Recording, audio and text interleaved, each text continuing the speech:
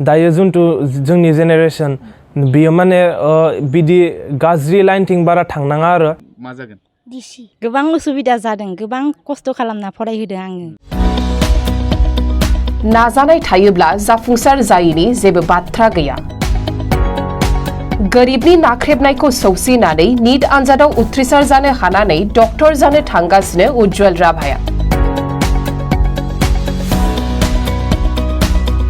उदालगुरि जिल्लानि सिङाव थानाय जाराबारि गामिनि थागिबि बिफा बिहुराम राभा आरो बिमा पलिना राभानि सेथि फिसाज्ला उज्जवल राभाया देग्लायनि नीट आनजादाव उथ्रिसार जानो हानानै गुवाहाटी नोगोरमायाव मुं थिसननो खाबु मोनदों निखावरि नखरनि फरायसा उज्जवल राभाया गोब्राब नाजानायनि गेजेरजों नीट आनजादाव उथ्रिसारनानै गुवाहाटी नोगोरमायाव मुं थिसननो खाबु मोननायखौ बिमाया रंजाखांनाय फोरमायदों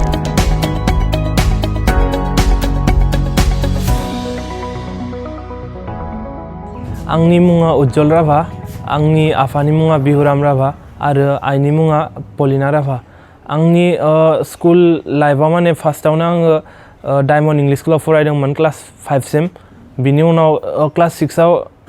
नवोदयनि एन्ट्रेन्स होनानै नवोदयआव थांदोंमोन आरो नवोदयनि उनाव क्लास 10 आव मोनसे दक्षिणा एन्ट्रेन्स एग्जाम होना दं बेखौ दक्षिणा एन्ट्रेन्स एग्जामखौ होनानै माने पुनेआव चान्स मोनदों आरो इदि कोचिंनि थाखाय मेडिकेल कोचिं आरो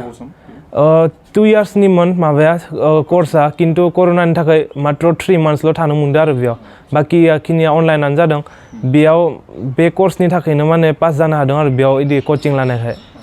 ओमफ्राय 12खौ उदालगुरि मा होनो माबा नवोदयनिफ्रायनो पास खालामदों क्लास इदि उदालगुरि डायमन्डआव थानायावथ' बांसिनावनो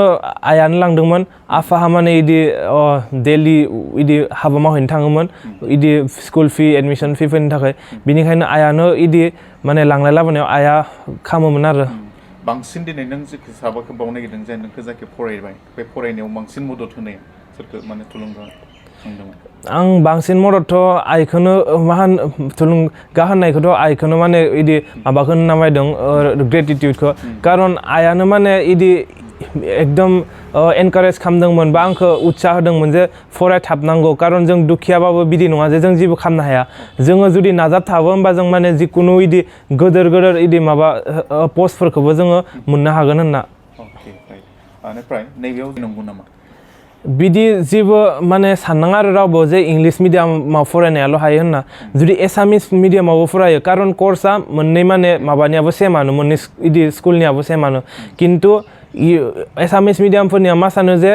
मा होनो एसामिस मिडियामसो बिदि फरायाबाबो जागोन होनना बिसोरो स्कुलखौनो गारस्रायोबा गेजेरनिफ्राय एगारो किन्तु बिसोरो जुदि एसामिस मिडियामाव मोजाङै फरायनानै बेयावनो जुदि कर्स कमप्लिट खालामो होमबा बिसोराबो इंलिश मिडियामनि बायसानो सेम पस्टफोराव मोननो हागोन बिसोरबो माने आं एस टि शेड्युल ट्राइब बेयाव आं माने बुंनो सानदों जों पुरा इदि अल इन्डियायाव फार्स्टआव इदि लाबोनो हाया खारन जोंनि कन्डिशना बिराद हामा इदि जों लाख गारनानैथ' कोचिं लानो हाया किन्तु माने जों जास्ट मोनसे मेडिकेल सिटनि थाखाय माने मोनथाम साबजेक्ट दङ बेयो फिजिक्स केमिस्ट्रि ओमफ्राय बाय'लजियाव 360 मार्क थायो जों जुदि एसटिफोरा बाय'लजियाव बांसिन गोसो होयो जेनेबा बाय'लजियाव 350 मार्क मोनबाय ओमफ्राय केमिस्ट्रियाव 50 मार्क मोनबाय होमबाबो जों सेलेक्ट जानो चान्स थायो आरो खारन फिजिक्सखौ बांसिनानो गोरा मोनखायो एसटिफोरा किन्तु बाय'लजियाव माने बांसिन जुदि फकास होयो बाय'लजियाव ओमफ्राय फिजिक्स केमिस्ट्रियाव बाहाय खम फकास होबाबो माने पास जानो हागोन आरो सिटखौ मोननो हागोन नोंनि साबजेक्टआ मा दंमोन साबजेक्टआ क्लास 12 आवथ' फिजिक्स केमिस्ट्रि बाय'लजि मेथ्स आरो इंलिशमोन किन्तु माने नीटआव फिजिक्स केमिस्ट्रि बाय'लजियाल' हायो आरो अल इन्डिया बेसिसाव बे नीटआव माने रेंकआ बेसेबां अल इन्डिया बेसिसावथ' रेंकआ 51,069 मोन आरो अल इन्डिया एसटि रेंकआ 200 मोन आरो आसामाव माने एसटि रेंकआ 3rd मोन आरो आसामाव माने अल आसामनि रेंकआ 448 मोन टोटल मार्कआ बेसेबां टोटल मार्कआ 546 नों मोननाया बेसेबां माने आं मोननाया 546 आरो जुदि नीटनि टोटल मार्कखौ नायनो थाङोबा बियो 720 बेनिफ्राय दायो उन्दैनिफ्रायथ' इदि डक्टर जागोन होनना सिमां गैयामोन किन्तु माने इन्जिनियाराव गोसो दंमोन आरो उन्दैयाव खारन इदि बुक्सफोराव नायै इदि गोजौनि स्टार्स इउनिभार्सफोरखौ माने सोलोंनो माबा मोनसे उत्साह दंमोन आरो किन्तु क्लास 10आव माने मोनसे क्रुशियेल डिसिजन लानांगौ जायो बा फिजिक्स केमिस्ट्रि बाय' लागोन ना फिजिक्स केमिस्ट्रि मेथ्स लागोन दा मेथ्स लागोन ना बाय' लागोन बियो माने फिउचारखौ डिसाइड खालामो आरो बेयाव माने जोबोद सानै हनै आङो बाय'खौ चुज खालामबाय खारन क्लास 9 निफ्राय बाय'आव बांसिन इन्ट्रेस्ट हायदोंमोन आरो आंनियाव आच्छा बेनिफ्राय बुङो जे माने बे निटआव जनो थाखाय माने एकदम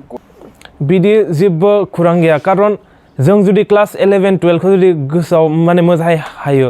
होमबा निटखौ माने इजिलि हागोन आरो खारन सिगांनि मा होनो जेनेरेसनावथ' क्लास 10 नि मेट्रिकखौनो क्लास 8 9 10 फरायनो गोनां जायोमोन बिदिनो माने निटखौबो सानजायो आरो जे निटआव क्लास 11 आरो 12 नि मोननैबो सिलेबासखौ माने मोजाङै जुदि हायो मोजाङै जुदि रिभाइस खालामो 11 खौ क्लास 12 फरायबाय थानायाव होमबा माने न'निफ्रायबाबो इदि हागोन आरो ओमफ्राय दायो जाहा फैसा गैया बिसोरथ' इउटुबफोरनिफ्रायबो नायै हाखागोन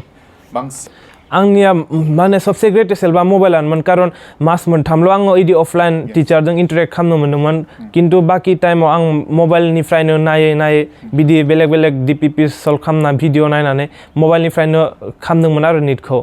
मबाइलनि सायाव नोंनि बायदि नों मा होनना सानो मबाइला गाहाम ना गाज्रि मबाइलाथ' आंनि थाखाय दायो गाहामखौनो होननांगोन खारन माने बियो इदिसो डिपेन्ड खालामो जे जों बिखौ माबायसा बाहायो जों गाहामनि थाखायबो बाहायजायो गाज्रिनि थाखायबो बाहायजायो खिन्थु बेफोर मोननैनि भितराव बेलेन्स थानांगौ आरो खारन जों जुदि गाज्रि बाहायनायाव बांसिन टाइम होयो होमबा जोंनि मोजां बाहायनाया खम जालांगोन खिन्थु जों जुदि मोजां बाहायनायाव बांसिन टाइम होयो होमबा गाज्रि बाहायनो थाखाय जोङो बारा इदि टाइमखौनो मोननाय नङा जुदि बाहायबा मोजां फिथाइ मोनो बेखौ सानो सिभिल लाइनाव माने उन्दैयाव इसां बिदि मिथियामोन आरो इदि UPSC APSC बिदि दं होनना मिथियामोन आरो खिन्थु दायो माने माबा बहुत माने इदि मेडिकेल लाइन फरायनायनि उनाव बा इदि MBBS खालामनायनि उनाव माने बिसोरो इदि UPSC बेफोरखौ होयो आरो खारन मेडिकेल फरायनायाव जों माने मेडिकेला जोबोर इदि गोरा होनो माने 5 years बिदि फरायबायानो थानांगौ इन्जिनियारिंआ जेसां गोरा मेडिकेला बिनिख्रुइबो गोरा मेडिकेलाव जि एक्सपिरियेन्स मोनगोन जों फरायनानै बे एक्सपिरियेन्सआ माने गोबां हेल्प खालामो आरो UPSC बा APSC खौ क्रेक खालामनायाव खारन बे मोननै एग्जामखौ क्रेक खालामनो थाखायबो जोबोद माने इदि माबा फरायनो गोनां जायो आङो फार्स्टआवथ' MBBS कमप्लिट खालामनायनि उनाव PG खालामगोन होनना सानदों ओमफ्राय PG खालामनायनि उनाव जुदि गोसो थायो होमबा सुपार स्पेशलिस्टबो जानो ट्राइ खालामगोन आरो खिन्थु जुदि माइन्डआ जुदि चेन्ज जायो होमबा आं माने बिदिनो UPSC नि थाखायनो ट्राइ खालामनो होनना सानदों एडमिसनाथ' दायो एम्स गुवाहाटीयावनो जादों 27आव जाबाय एडमिसना क्लासआ 22 निफ्राय स्टार्ट जागोन नभेम्बरनि औ नोंनि जिउआव रल मडेल आंनि जिउआव रल मडेला सासे दंमोन महित सार होनना माने आं इदि गोदोर मानसिफोरखौ फरायोमोन खिन्थु माने बिसोरो माने इमेजिनारि बिदिसो नाङोमोन आरो खारन बिसोरो माने एबा बिसोरो गैया बा सिगांनि इदि काहानि खिन्थु आंनि माने रियेल लाइफ एग्जाम्पलनि मथे आं माने आंनि महित सार होनना दंमोन पुनेनिनोमोन जे नवोदय पुने बेखौनो माने रल मडेल होनना माबा खालामोन आरो बियो जोबोद हेल्प खालामबाय बिराद पुश खालामबाय खारन जोङो ओरैबायसा स्टेजाव दंमोन जे जों पासखौनो खालामनो हायै बायसामोन खिन्थु बियो जोबोद पुश खालामबाय जोबोद इन्सपायार खालामनानै माने बेसांखिनिखौबो मोनबाय आरो नोंनि दायो आंनि इयुन जेनेरेसनखौ बेखौनो खालामगोन जे जोङो साननाङा जे जोंहा माबा रिसर्सेस बा इदि बुस्थुफोरा जोबोद खम होनना खारन दानिया मबाइल गंसेजोंनो जोबोद बुस्थु खालामनो हायो मबाइलावनो जों गासैखौबो मोनजोबनो हायो गासै बुस्थुआबो अनलाइन जाजोब्बाय बा जों कचिंफोर इदि जुदि इडुकेसननि माबा मोनसे खम जादों होनना सानो होमबा जों बेखौबो मबाइलनिफ्रायनो फुलफिल खालामनो हायो आरो स' जोङो जुदि इदि फाइनान्सियेलि उइक बा होमबा जोङो माने मोजां इउसखौ खालामनांगोन आरो मबाइलखौ आरो माने बिदि एमफोरखौ साक्सेस जानो हागोन लास्टाव आं बेखौनो खावलायनो सानदों जे दायो जिथु जोंनि जेनेरेसन बियो माने बिदि गाज्रि लाइनथिं बारा थांनाङा आरो बियो माने जुदि मोजां इदि लाइनथिं थाबाय थायो होमबा जुदि मोजां लाइनथिं थायो होमबा बिसोरो चान्सखौनो मोना खारन टाइमा मोजां लाइनावनो बांसिन जाखागोन स' बिसोरो टाइमखौनो मोननाय नङा बिसोरो माने बिनिखायनो मोजां बिदि माबा गलफोराव इदि एम खालामनांगौ आरो थेंक इउ आदाया दिनै डक्टर जानो थाखाय माने खाबु मोनबाय मा बुंगोन माबायदि मोनदोंलाय गोजोननाय मोनदों ओमफ्राय नों उनाव देनाव मा जागोन डिसि जानो दानिफ्राय मोजां फरायगोन नङा होमबा डिसि जागोन नङा होमबा ना मा नाम नोंनिया एलबार्ट राभा बबे स्कुलाव फरायो ड्रिम फ्लावर इंलिश स्कुल मा क्लासाव 3 क्लासाव जिहेतु जों नुबाय नोंनि गथ' उज्जवल राभाया दिनै डक्टर जानो थाखाय मोनसे खाबु मोनदों दिनै बिमा जानानै माबायदि मोनदों गोसोआ मोजां मोनदों बेनिफ्राय बेयो उन्दैनिफ्राय माबायदिमोन फरायनायाव उन्दैनिफ्राय फरायनाया मोजाङानोमोन बेनिफ्राय बहा बहा गिबि फरायखो बियो बेखौ गिबियाव नार्सारियाव डायमन्डआव सोदोंमोन 6 हाफ इयारलिहालागै बिनिफ्राय आरो बे 6निफ्राय आरो नवोदयाव हरनाय जाबाय नवोदयाव खाबु मोननायखाय दा नवोदयनिफ्रायनो इयो माने डक्टर फरायनो थाखाय खाबु मोनबाय खाबु मोनबाय बेनिफ्रायनो दा बेनिफ्राय दा बेखौ जेनेबा न' हिसाबैथ' माने जोबोद लोरबां जेनेबा बे फरायनायाव उसुबिदा जायाखै ना गोबां उसुबिदा जादों गोबां खस्थ' खालामना फरायहोदों आङो बे गथ'खौ डायमन्डआव लांनाय समाव आं साइकेलजों लांलाय लाबोलाय खालामोमोन आरो बे गथ'नो जाहोनो थाखाय आं गोबां सोखांनायनि उनावनो बे टाउनावनो स्कुलावनो आं खामानि मावनानै बेखौ जाहोयोमोन बेबायदिनो आं फरायहोबोदों टिउसन होबोबाय बिसानो बे गथ'खौ आं मोजाङै बिसानो फरायहोबोबाय आरो बिसा खस्थ' खालामनानै लांलाय लाबोलाय खालामनानै मावनानै बिफाया बेखौ फरायहोनो थाखाय आरो बेलेग खामानि मावनो गोनां जायोमोन स्कुल फिसफोरखौ होनो एडमिसनफोरखौ आरो बिनि थाखाय आरो आं लांलाय लाबोलाय खालामनानै बिनि दैनि खरसाफोरखौ आं दिहुनोमोन बेबायदि फरायहोबोदों आरो दिनै जोबोद गोजोननाय मोनदों दिनै गोजोननाय मोनदों बिफाया मा खालामो बिफाया साख्रि नागिरदोंमोन मोनासै थेवब्लाबो जेनेबा बिजनेस मोनबा बिजनेस मावो आरो खेथि खालामो न'आव जि मोनो बेखौनो मावो आरो हाया बेसेबांसो दङ हायाथ' ओरैनो जोंहा हायानो गैया